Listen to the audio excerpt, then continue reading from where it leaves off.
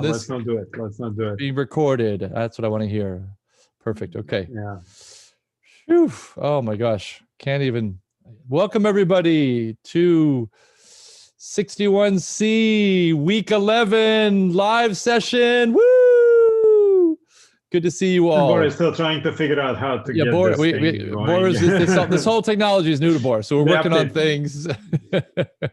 We're just having some fun. Let's see. Okay, don't touch my window. Okay, I can unspotlight you if you'd like. Anyway, welcome everybody. Yeah, please do while I'm fixing this. Let's okay, let me unspotlight you, that way you can play with in the background. Remove spotlight. There, it's just me. Okay. Anyway, good to see you all. As always, welcome to week 11, 61C. We're a week past the midterm. That's all water under the bridge. Let's looking forward. This week's material is OS, virtual memory, and IO. So this is our agenda for today. We're going to welcome, we have two guests. We're delighted to have two guests join us. Sharon Mueller from Berkeley College of Engineering Advising Group and Kirsty Asanovich from Berkeley, and also the SciFi CEO. So exactly, founder, so co-founder. Happy to have him join us a little bit later. We'll do computing the news as we always do, and we'll talk about the week's plan, and always have an Ask Us Anything Q&A time at the end. So let me check the Q&A. Good, that stuff. All right, we're using by the way, for the anonymous attendee. That's how we're doing this. This is not a Zoom thing. This is a special feature of All right, so let me introduce and let me spotlight you, Sharon, so you can get at it here. There we go. Let me introduce Sharon Mueller, who is the Director of Advising and Policy for the Engineering Services. Thank you, Bor, for reaching out, and thank you for Sharon for being able to make the time for our live session. We've got 43 students here. I predicted about 50, but many hundreds of so watch this, and we are recording this. Watch this a little bit later when they have their chance. Want to give you the floor. Certainly, this is a remarkable semester. It's a semester that has caused a remarkable amount of stress and just disruption among many students. This week isn't going to help us in terms of the chaos it's bringing. But if you imagine, if you just layer upon layer of it's not just COVID, it's COVID and I can't leave my house, and it's also online learning. Like you could have no COVID, but online learning. You could have an online course you just do in the middle of nowhere, right? But you have online learning on top of that. You got the stresses of not courses giving flexibility. You've got fires and smoke. And I mean, right, could you please, how about, what's the Billy Crystal line from Princess Bride? How about I give you a paper cut and let you pour lemon juice on it? I mean, could you really make it as bad, right? So thank you again for being here. Thank you for supporting, for all the hard work you do to have you and your team support our students. Feel free to share some of the things that you can help them think about, how to be resilient, how to support themselves, where to reach out, all the resources that we have at the College of Engineering and campus level, where, it's people at different levels of crisis, from oh, I'm feeling stressed, to I'm feeling a lot of stress, to oh my gosh, to all whatever the follow line is. Where do we do? How do people know what to do, what the next levels are, and what bucket they fall into? Well, if it's just a little stressed, do I talk to, who, blah, blah, et cetera, et cetera. Plus planning for the spring, that's all that stuff. That there was word about reducing class sizes and now I can't graduate. Like, it's just layer upon all these things. And UC Berkeley is in a hole of $450 million or something. So thank you so much, everybody, with the lemon juice all over my body. So anyway, Sharon, please welcome again, and feel free to share. And I'll on the spotlight myself, and you can just take the floor and share your thoughts with the students. Thank you so much. Thank you so much for that introduction. You kind of stole my thunder there, because I was going to mention all those things. Please do. Yeah. So certainly, I think what you touched upon is our emotions are heightened right now. And I know this to be true for myself and everyone in my circle, and certainly for our students as well.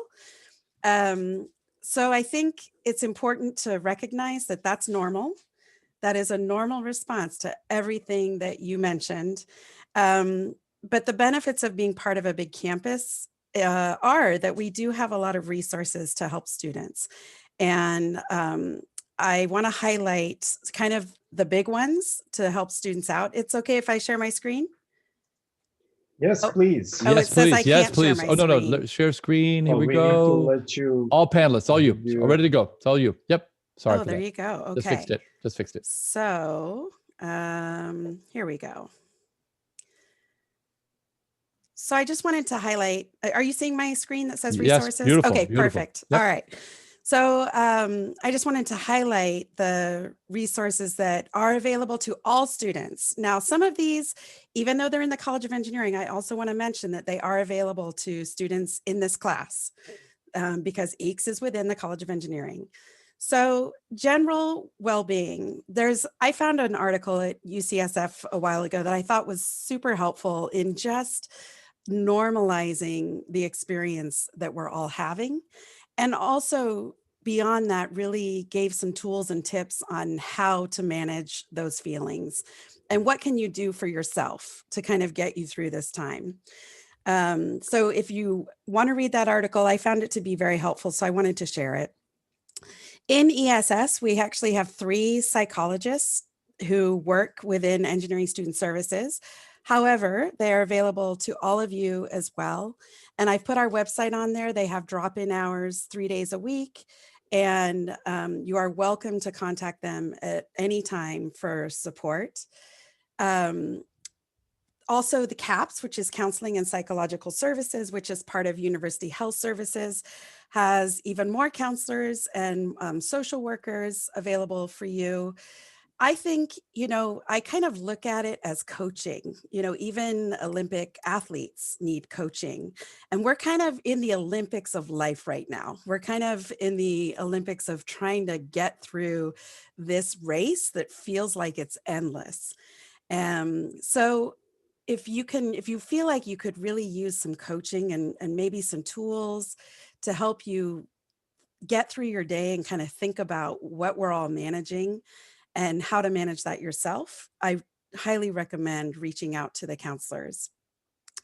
There's also a part of their website which just touches upon stress and anxiety management, just identifying what am I feeling, and then recognizing that there are things that I could do to help myself, and what are those?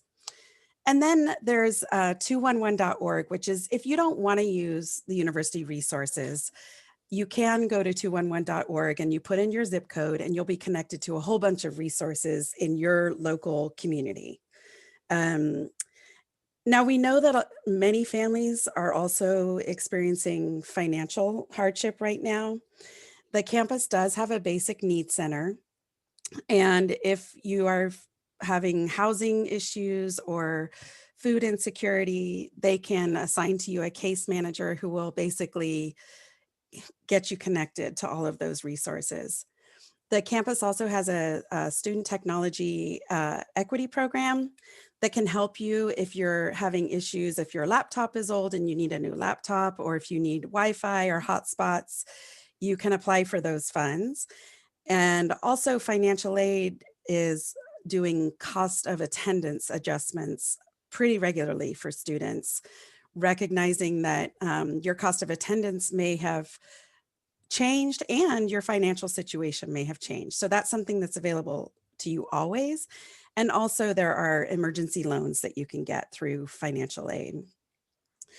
Now we know that all of this can lead to academic struggles, and that's understandable, that we all have a lot going on and it's harder to focus.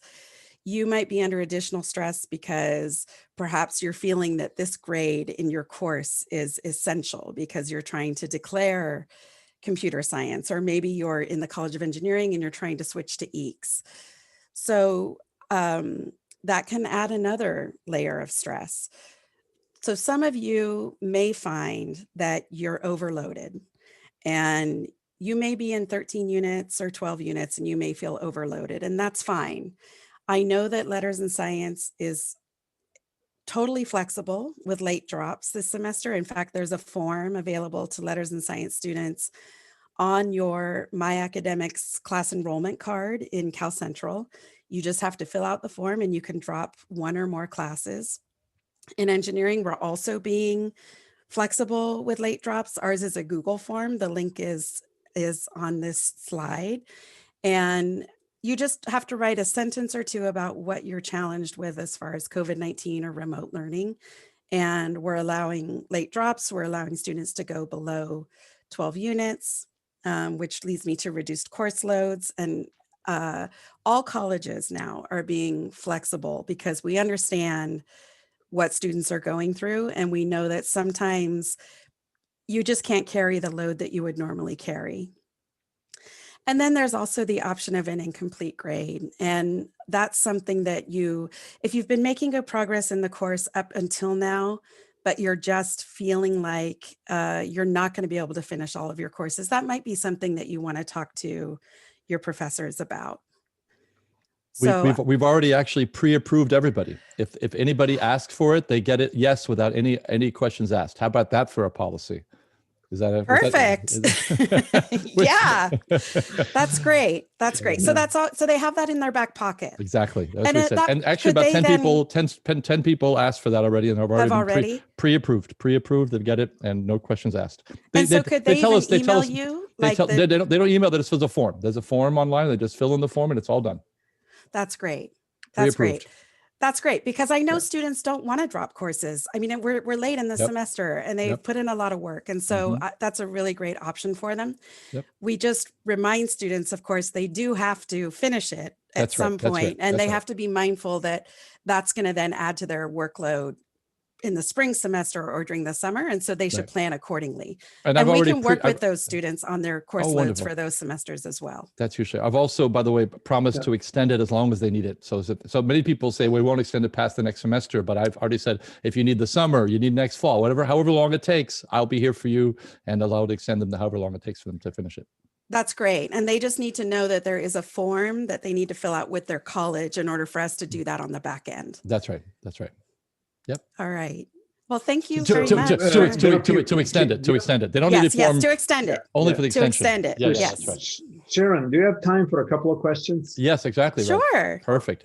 Yeah. So the first one that, the one that we are encountering, and we have people, students who are abroad at the moment, and they are often confused what does apply to them and what they can, what kind of help they can get when they're abroad. That's true. Right. Yeah. Do you mean as far as like an international student who's worried about course load because of a visa, or? Yeah, course load related to visa, related to incompletes, related to mental health. Support services too, yeah. Right. Yeah. I guess everything's remote, right? So you're calling up different support levels. So it's so all the support is available to them. It might not work so well for them because maybe it's in the middle of the night for them. Oh, that's a good point. Yeah. But a lot of the advisors are trying to hold evening hours or early morning hours to accommodate students who are all over the world. And I think there are some counselors doing that as well. As far as resources, they're all available to all students. With course loads, it depends on the student's visa and whether or not they're in an active visa status. A lot of students aren't right now because they're not in the US, and so they don't have to be on their visa at the current moment. We are advising students, however, that if they're applying for a visa to return, which likely they will be, they should check in with the Berkeley International Office to make sure that taking reduced course load now wouldn't have any effect on their application for a visa for when we do come back to campus.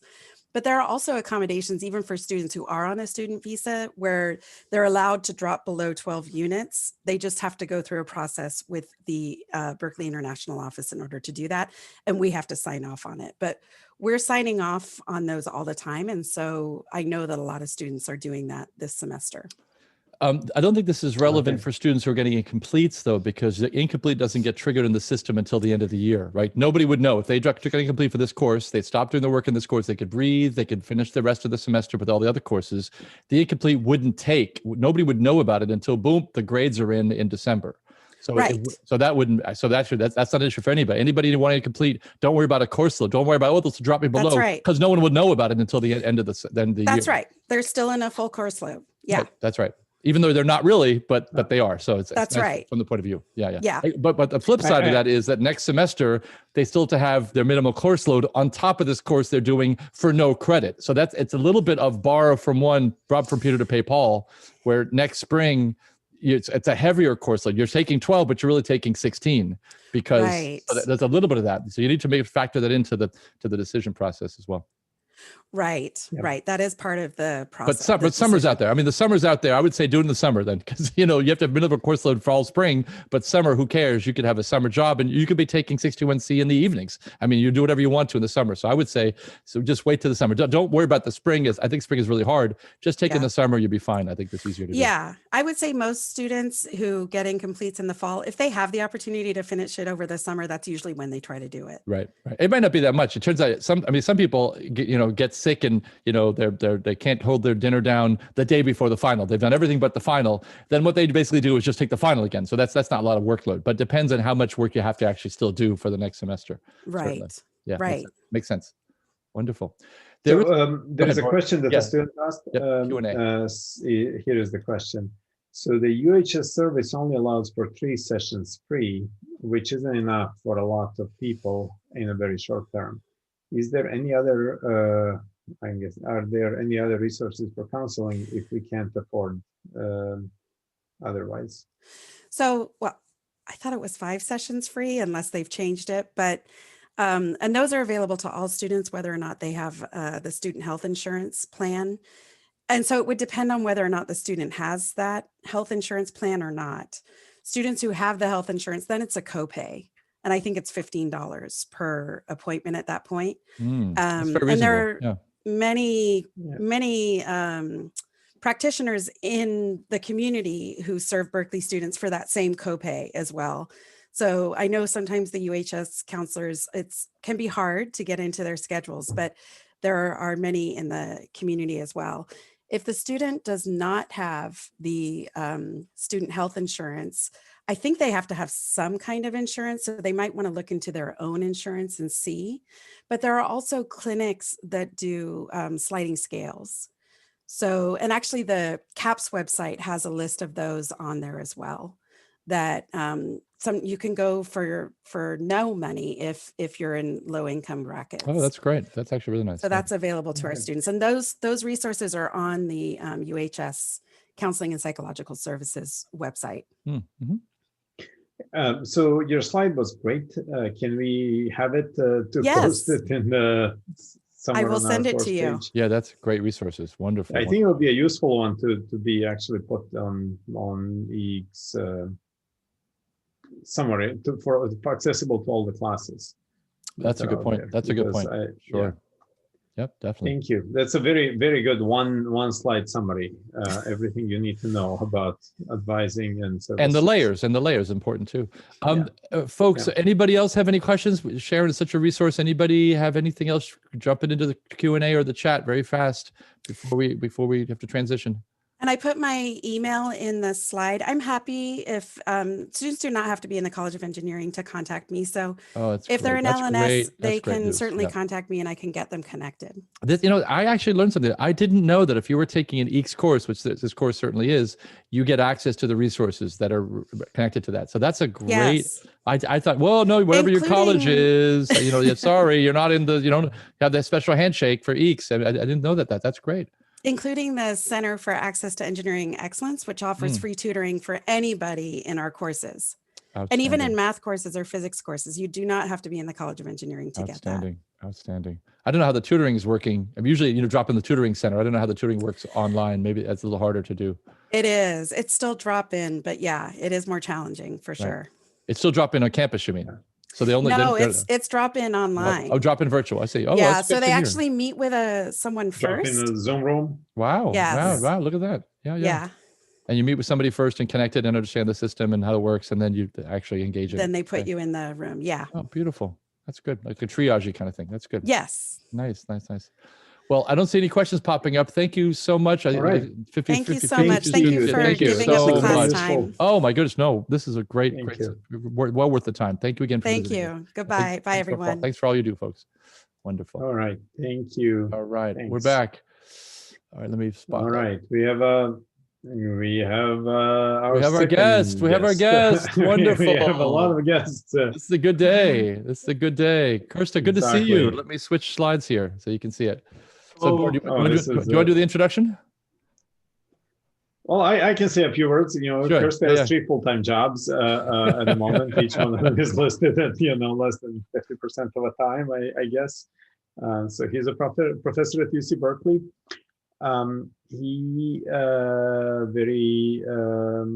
We mentioned him a few times. We mentioned the class 152, so it's a good time to ask him about 152 now.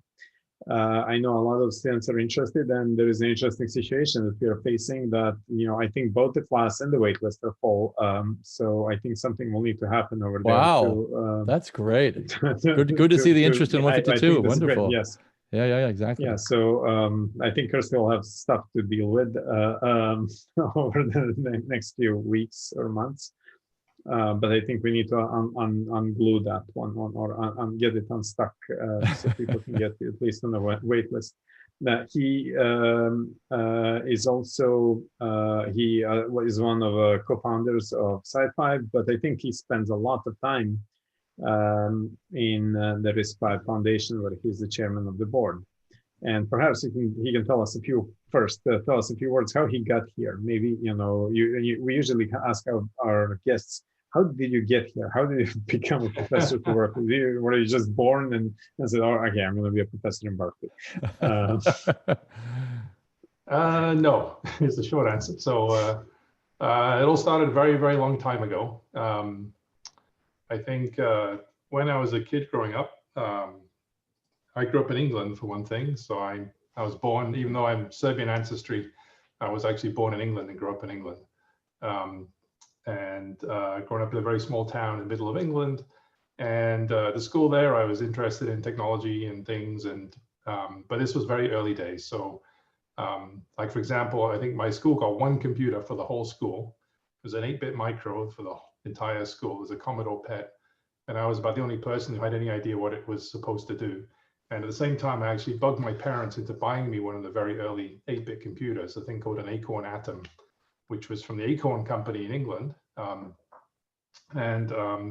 was just fascinated by computers. And this was a great machine for me because they gave you the schematics, the whole electronic wiring diagram of the whole computer. And they also gave you, the computer had an assembler. So you learn to program in assembler. So basically age 14, 15, I was teaching myself assembly code and basic programming. And the reason I was into this was I like video games. So back then, it was one of these things where there was a traveling fair that would come to town once a year in the summer. This fair would come to town. And this one summer in, I think it was 1979, they came and they had an arcade of the very first video games, right? So this is like Space Invaders, Galaxians. And I thought, wow, what is this? You got to imagine, like now you'll play video games, I'm sure, or friends that do. But this was like, you're like, 14, 15 years old, and the first time you've ever seen a video game. I'm like, wow, what is this thing?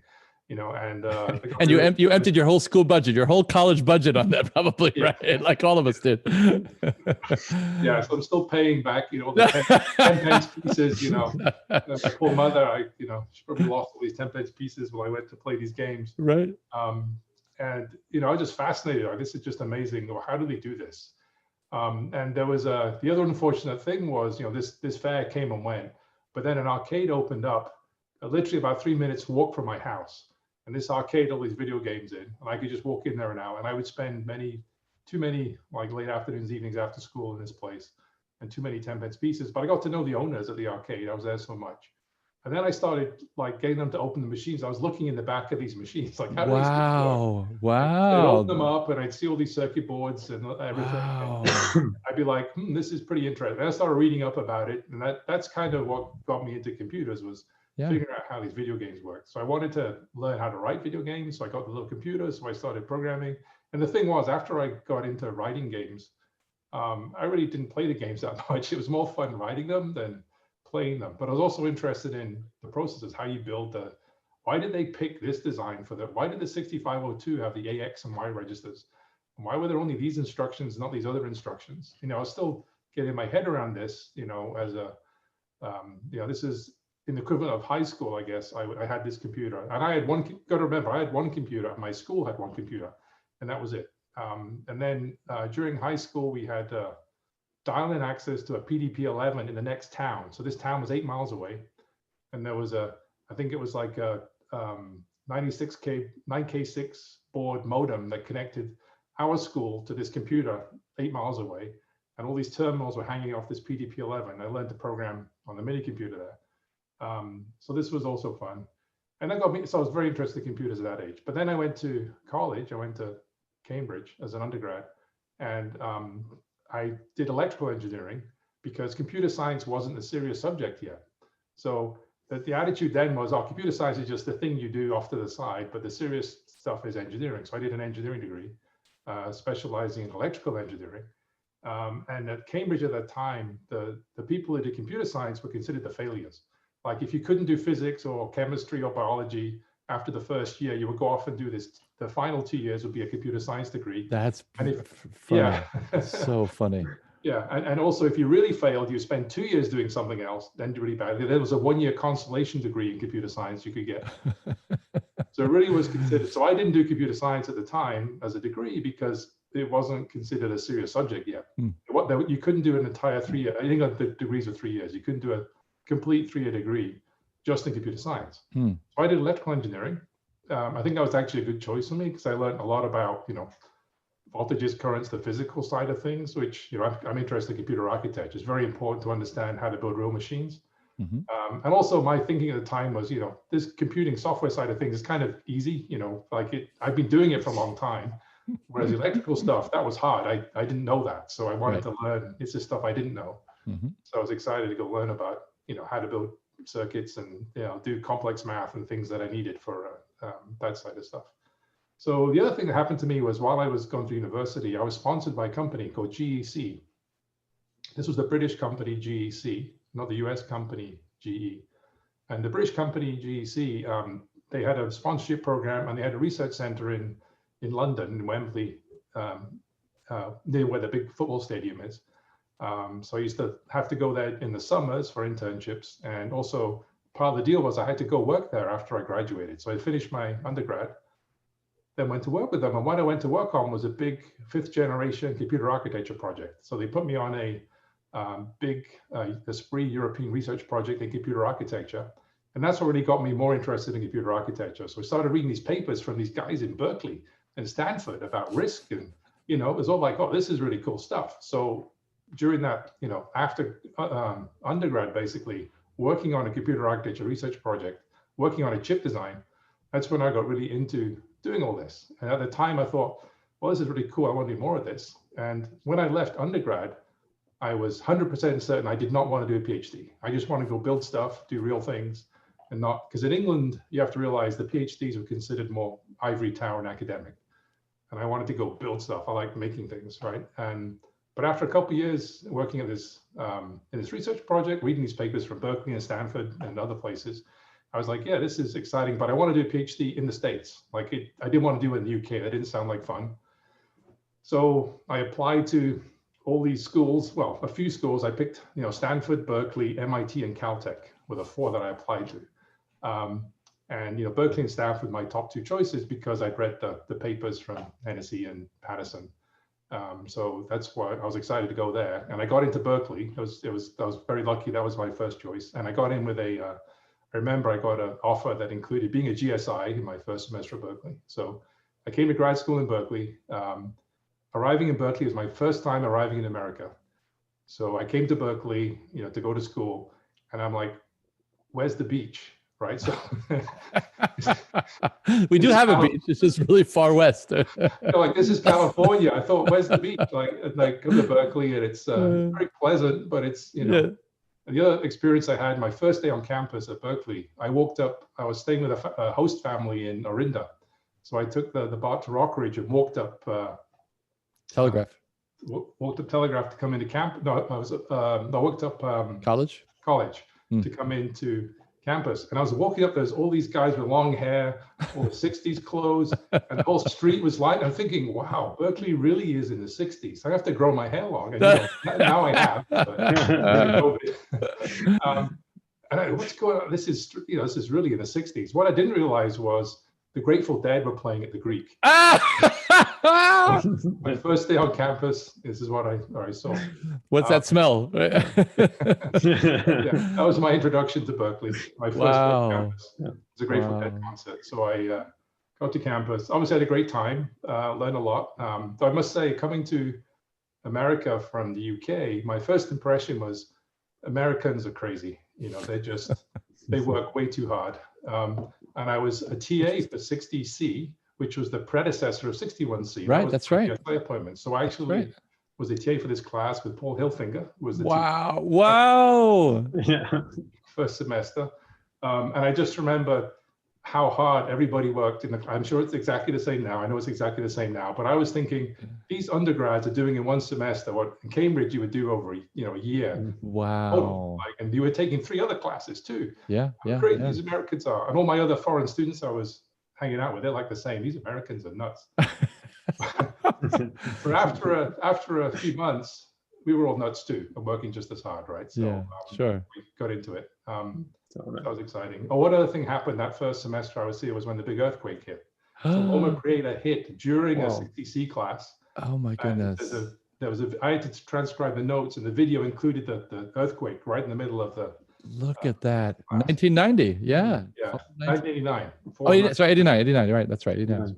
So, I did my PhD, and I worked on actually building accelerators for neural network training, which is kind of funny because it's what people are into right now. Back then, this was a new thing with Nelson Morgan at ICSI. Yes, indeed. I know Nelson well. Yeah. So we did speech recognition. I built machines to help people run speech recognition faster. So that was the last wave of neural nets. I built a vector processor. This is part of the experience that led to RISC-V. So we built a few chips. We had a team there. We did several different chip designs, and they kind of worked. We slowly built up our expertise in building chips, and we built some processors. And then I decided that the way we've been building the processor is kind of chunky. We should use a standard instruction set and get all the software to make everything work. And so, we'll build a MIPS processor and extend it with a vector unit, which is what we did. But we went to talk to MIPS, the company, and said, we'd like to build a MIPS core. And they said, sure, go ahead. We'll give you a license. Okay, great. They said $2 million back in 1992. And that was real dollars. So we're like, oh, no, we can't do that. Not so much. So I just came back to Berkeley and said, I'll just build my own MIPS core.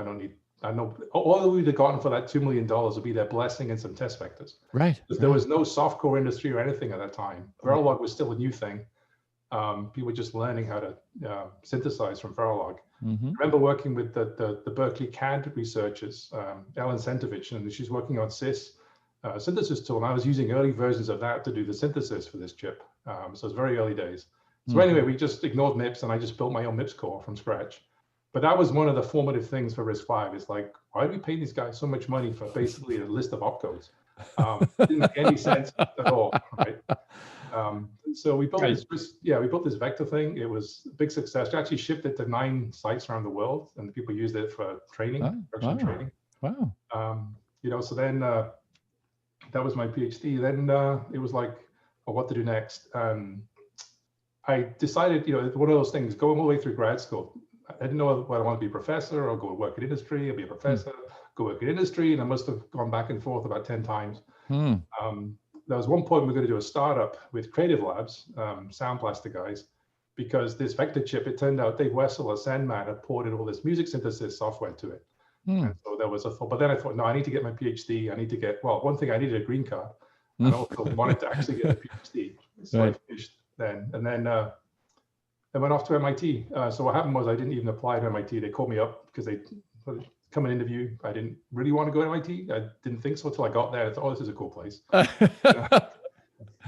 to MIT as faculty. Then we got you back. Got me back. Yeah. So the weather got me back. Basically, I loved MIT, but Boston, I couldn't stand the weather. And the West Coast, and also the industry here. You have all industry here. Right. That really pulled me back. So. For those who don't know, by the way, there are levels of impressiveness, and there's like, well, I applied to MIT, I had to fight my way, and I got in as, no, there's a level above that, which is they call you. And that's what happened to Kirsten. It's a whole nother level here. Yeah, that's great. Hey, we got a few questions from students in here that say, here is one. Is this the same person who authored the RISC-V specification? I don't know if I would have done my project without that. Laughing out loud. So are you the same person? Yes, with help from especially Andrew Waterman, who was my grad student. He's now graduated. He also wrote a lot of the original spec as well. That's yeah, great. we had him also. He Yes, was was in fun. here. was So fun. we have then Adrian says, did you have to write programs in assembly language, or were there any languages you could program in? That was related to your Acorn computer. Oh no, so back then BASIC was the thing. Everybody, Basic, yeah, that's right. Simple computers had BASIC in ROM, Yeah. and the whole programming language fit in 2 kilobytes of ROM, right? So that high-level programming. You imagine you got to write a whole interpreter that fits in 2 kilobytes. Yes, we use BASIC and assembly. Yeah, I mean, I had Sinclair Spectrum, and I got very quickly frustrated with BASIC, so I ran a ton of assembly at that time. Yeah. And for good video games, not much after that. Yeah. What's funny is like there's a whole generation of us. We're all about a couple of years away from each other, actually. And I started in BASIC in a TRS-80, so all of us had the same experience, and also fell in love with video games as well. There's a third question. Is 152 more like the courses in EE16 series or 61C? The person says, I personally greatly prefer how topics such as circuits are approached in 61C over 16B. Are any of the more advanced mathematical topics from 16B needed as well? This is for 152. So 152 is more like 61C, and actually it's more about architecture and software. So there's very little on the sort of circuit or even logic design level. If you want the logic design experience, you should take 151. But for 152 is more architecture and interactions with software. And their question is, if I'm enjoying 61C but didn't really enjoy 16B, should I still take 152? And it sounds like yes. Yes. You like it more. Guys, secret, I don't enjoy 16B either. Oh boy. Boy, I should have paused the recording. What are you doing here? Come on. I can edit that out in post. I'll edit in post. I'll edit in post. It's okay. I've been vocal about this. It's a course in development. We're still working on it. This is great. So you recommend 152 for students who are planning to pursue a career in software. Oh yeah, you can see the questions. If you're working on low-level software like compilers or operating systems, like deep, heavy, high performance software, definitely 152 will help you understand how to make a machine run fast and to do it well, understand all the features. What industries do you see as a future for RISC-V? Everything, eventually. It's all a matter of time scale. So right now, embedded IoT, very good for RISC-V. I think you'll be surprised at how soon phones are going to switch to RISC-V. Oh, that's going to happen a lot sooner than anybody thinks. Interesting. A lot of interest there. Servers will probably be the last thing that switches over. Wow. There's a lot of interest in mobile right now. So the recent one thing that's happened is this recent acquisition of ARM by NVIDIA has really, really accelerated interest in RISC-V. So many of the companies who had been developing Project RISC-V, a lot of the big ones had been. Now they're really they're planning to move completely to RISC-V. Where are some places? Oh, did you3 help teach 16? I never taught 16B. Yeah, I never taught 16B. Neither me, but we probably need to. I'll let you go first, Bor. Enjoy it. There are some places where people are switching to RISC-V. So a lot of what we call minion cores, a lot of these big chips, when you build a big chip like your smartphone or even a laptop processor, there's the big core that everybody knows about, like the x86 or the ARM, but there's also like dozens of other little processors on those SoCs.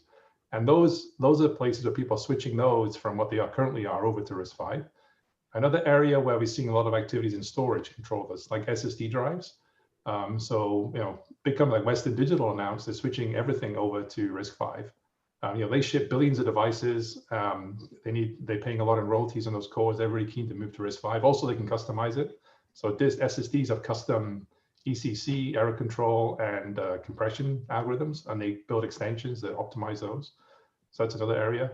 AI accelerators, all the startups building AI stuff using RISC-V, network processors. So a lot of things around servers, people are moving to RISC-V. It's sort of all the little cores are currently moving, but like I said, mobile is probably the next big area. You're going to see a RISC-V show up.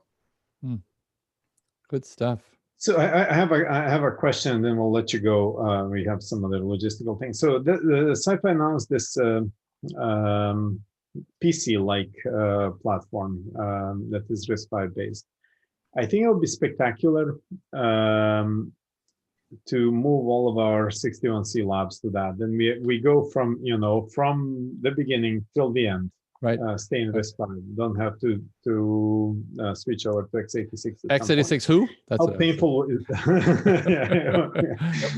how painful is that going to be, or how ready is this platform? I think it's very this year or next year. So one thing, you're going to see many more dev boards come out next year. There's a lot of silicon in flight right now, so I think I'll be picking the right dev board. But you definitely, yeah, I think the good thing is it's a very open environment, so you don't have to worry about binary blobs and everything. So students can see all the source code all the way down, like from boot all the way through. I think that'll be a good part of the experience. You know, your match board could be fine. It runs AMD GPUs because they released open drivers, so you can see the source code. So I think it will be good for the students because all the code is open, all the interfaces are open, so they can get in and actually see, you know, from the very, you know, from hitting reset, everything that happens to bring the machine up. So I think that'll be very good for people to understand. That's, you know, that's one of the standard interview questions. When you hit reset on a computer, what happens? So your goal as students there should be to understand everything that happens from reset onwards and bring up a system.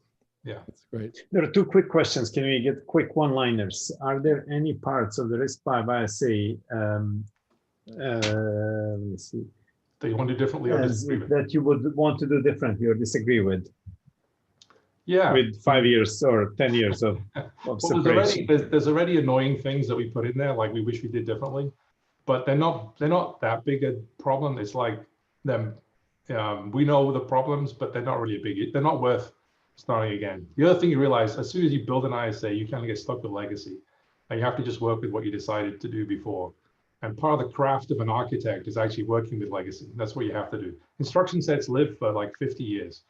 And so you have to, you know, think no matter how far ahead you think, you'll always get something wrong once you consider some new constraint or some new thing that comes along. So yeah, there's lots of things I would change. Well, a few things I would change, nothing major, nothing that, you know, makes me think we should start again, no way. But yeah, disagree with? No, I've agreed with everything so far. Having been involved in designing most of it, but there's definitely things we'd like to do differently if we could go again, but we can't. So we're just going to keep building.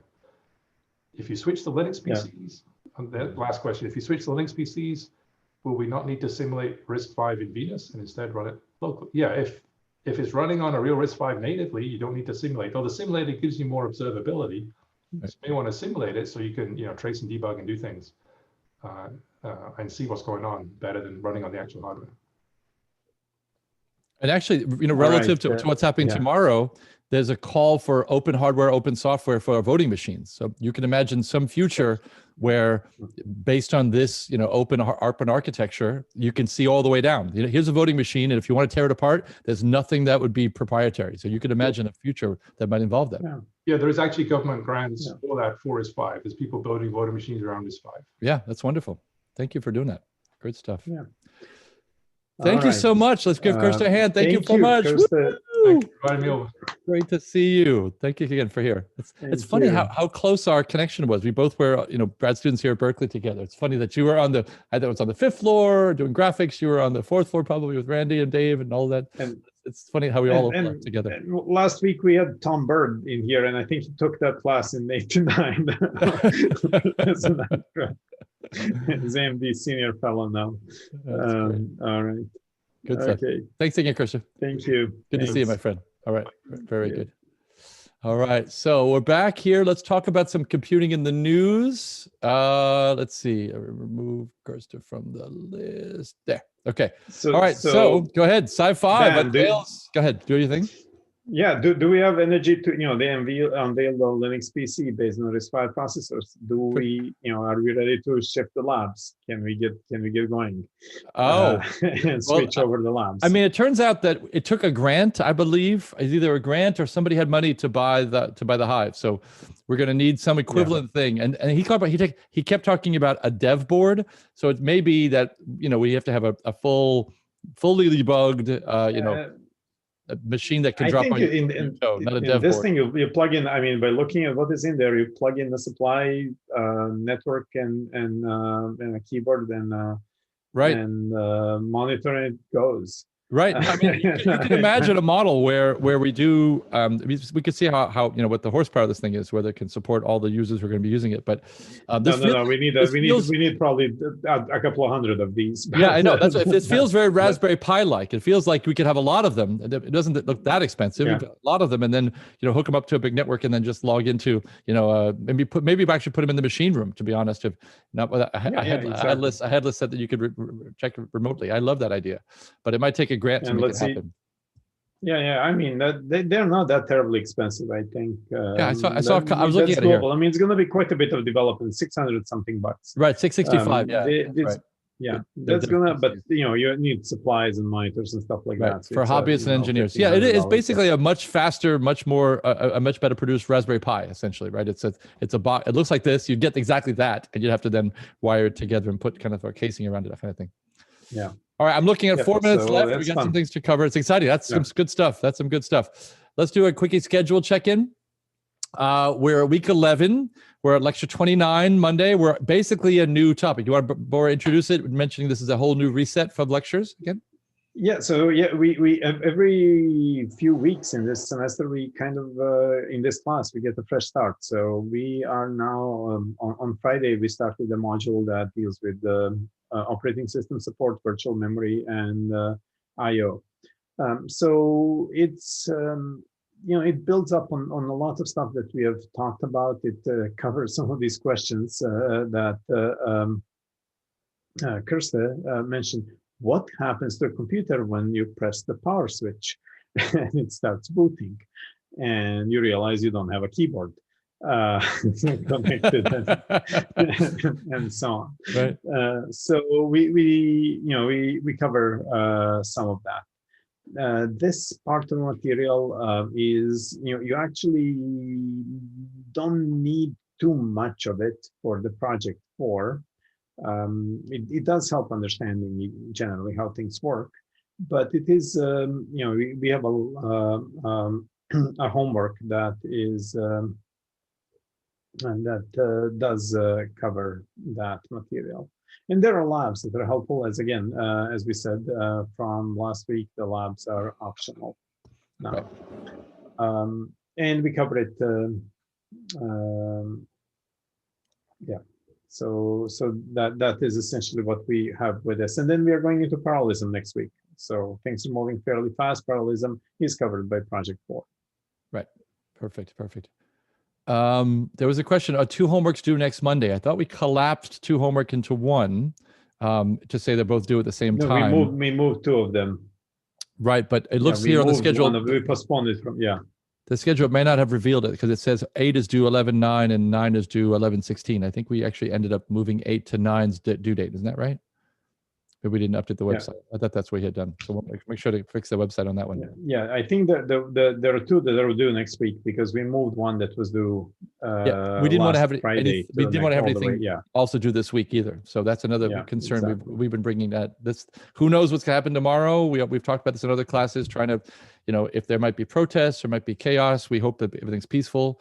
Whatever ends up happening, but we don't know. So we're all trying to, most people are not having classes, anything due on Tuesday, and giving you some time to vote if you need the time, and trying to remove the assignments this week. So we're trying to push these out a little bit to give some freedom of that. All right, let's do some more. This is the last slide, a minute or 2 here left. And I can also stay a little bit later, Bora, if people want to ask questions and answer them. No problem. Yeah. Okay, so we tried to get the midterm auto graders done, but we're actually backed up. We're still working on the Quest retake auto graders. So that's happened. And we basically have a small inner core team who does these things, and they're working on that one because that's the Quest retake. So we're good in that one. So the midterm auto graders, which are the one that affects everybody, they're still being worked on. We were planning on having a midterm retake this weekend, but we may delay this. And part of that is normally what we do is we look at the grades of before, and then we make some decisions about who needs to take it based on that. It's not just a blind thing. It's about the factors of grades in as well. There always were questions about, do I need to take it for the whole exam? And no, you never need to take it for the whole exam, only for the sections you had technical problems on.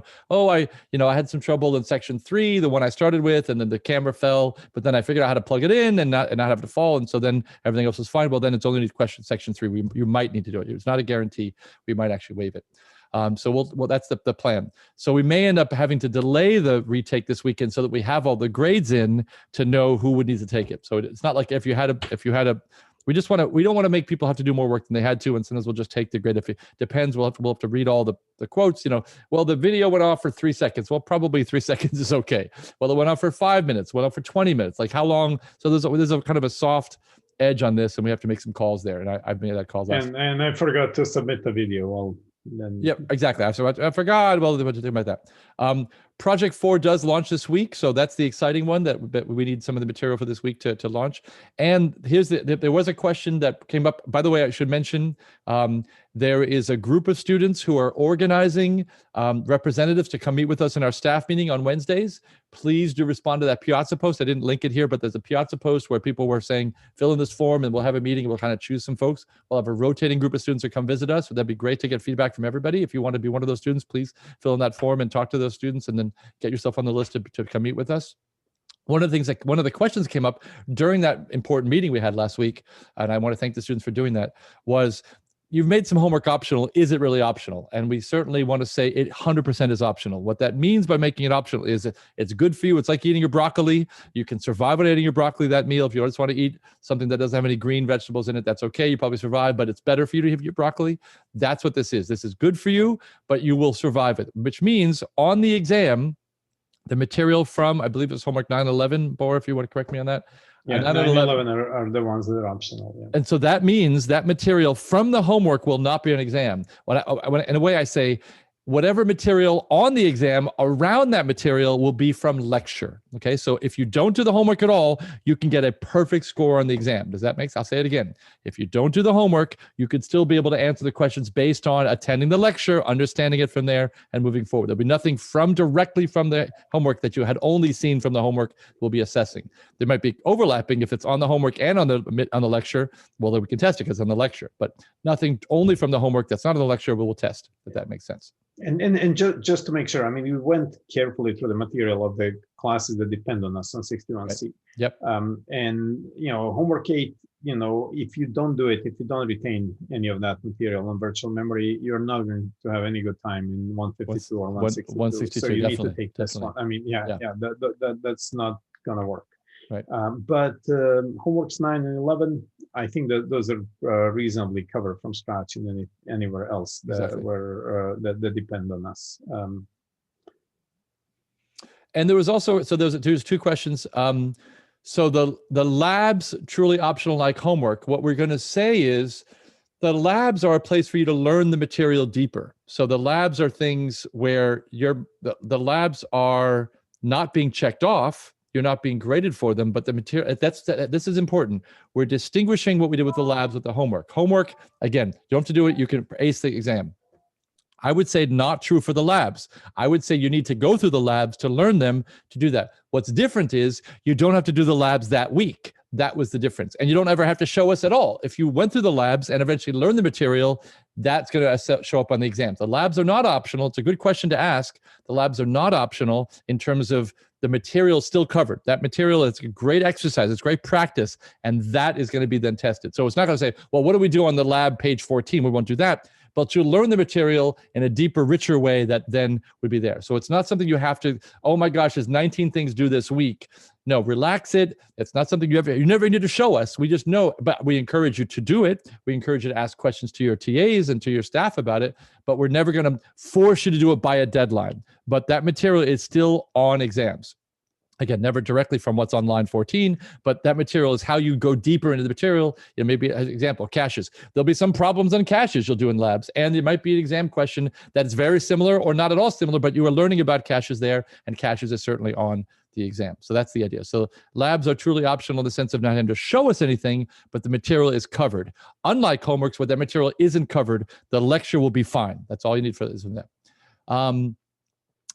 And if we're not sure if we need to do a midterm retake, should we expect an email soon? There's only emails I'm going to wait for. This is why I think we might need to be delaying the midterm retake, is we need to be looking at students grades and how they did and whether they need to do it again. And I need to be reading. I need to take the time to read all the, all the little, something went wrong, and I read about it, and I make a judgment call. I did that for every single person who wrote something in the field, and to do this again for 1,000 people. So that's a lot of reading, a lot of stuff.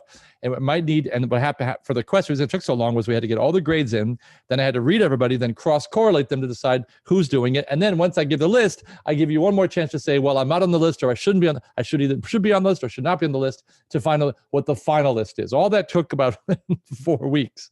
So we're hoping the midterm doesn't delay that much, but it looks like that's where we're all leaning. But we want to make a final call. We'll let you know soon about whether that's going to happen. That's the place. Okay. Phew. Thank you all. What a good day. I'm glad we had Sharon, Kirsten. That was a great set of visits. Good stuff. And it went long, but we actually didn't have any more than this. This is my last slide before we have our little Ask Us Anything. Hope everybody had a safe Halloween, by the way. I didn't go anywhere, but we dressed up. I was like, our family was the characters from Among Us. I don't know, Bora, did your family do anything for Halloween? But it was lots of fun. Yeah, you're muted. It was a good time. I mute myself because my son is practicing piano in the other room. Oh, okay. That's okay. That's all right. We didn't do anything. I mean, really, my son went, and they had a closed court trick and treating. 5 houses organized. And your little houses. That's nice. Yeah, small thing. Yeah. That's great. So it was, all set up. No surprises over there. My uncle my uncle lives in New York, and he bought, he showed on Facebook, he bought hundreds of pieces of candy, wrapped them all, Ziplocs, sprayed and wiped them all down. He had 200 things ready for all the kids. 10 people came by. He had 200 things to give away. Nobody came. It's a little crazy, but people are staying safe. I'm glad people are staying safe, and that is good. That's the right call. I think it's just hard for younger kids. I think all right, folks. This is a good week. Go ahead. Finish up. We have so next week visitors are from Apple. So get your questions ready, and I think if we are ready, they may give out some prizes. We'll find out. If it depends on us how if we can get the grading done. That's exciting. Good stuff. Just a little. Ask them about any internships and stuff like that back then, jobs, whatever you need. Wonderful. And also next week we close up VM and we start TLP, thread level processing. So we'll talk about that next week, and we'll talk about threads and how to do things in parallel. That'll set you up very well for your project 4. One last word: your vote counts. Please do vote, folks. We put it on the first slide. We're putting it in every slide in the top right. Please do vote if you haven't. And good luck to all of us. Especially if you are outside of California, it's worth a lot more than our votes. That's a good point. Yes, indeed. Good stuff. All right, folks. All right. Take care. Boris' son is going to take us off with a little piano etude to take us home. Here. All right. Thank you. Good stuff, everybody. Take care, folks. Bye. All right. Bye-bye now. Bye.